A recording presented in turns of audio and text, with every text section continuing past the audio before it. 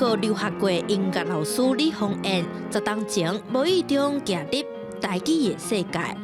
过来，追紧。伊嘛是民治国中711班的导师，3当前甲家己的兴趣甲教学来结合。拄开始囡仔一定会讲，老师我听无，就正常。老师点点用台文教阮学习的时阵，我即马较会晓听。囡仔受到鼓励，嘛会逐个一个一个就斗阵，就是安尼弹出去。TS。用佚佗的方式，互囡仔产生兴趣。当然嘛，用伊的专长音乐，互因对听到唱豆豆来。友好，倒一个音调。这条歌是咧讲教囡仔，咱爱友好，内底的意义足深的。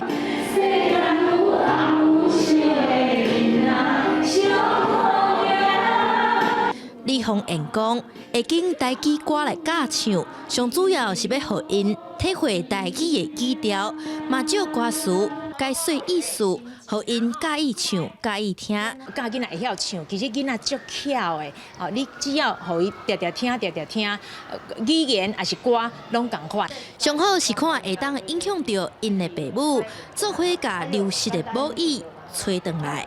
咱后壁厝的有加减讲台语的。听起来加减讲。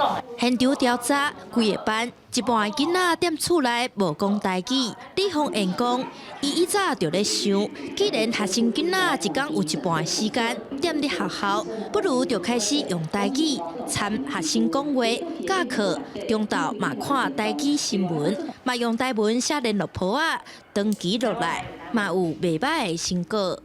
我讲你真有才调，阁有艺术家的气质，毋茫你继续拍拼，相信一定会是将才，咱斗阵行。我足感谢家长，目前为止哦，每一个家长拢真赞成，因拢感觉讲安尼就好啊，互我的囝加学一项语言啊。我们确实有感受到，那个同学呢，他有时候会不经意的这就是会讲几句台语，我们也发现这个比例上有明显的这个提高。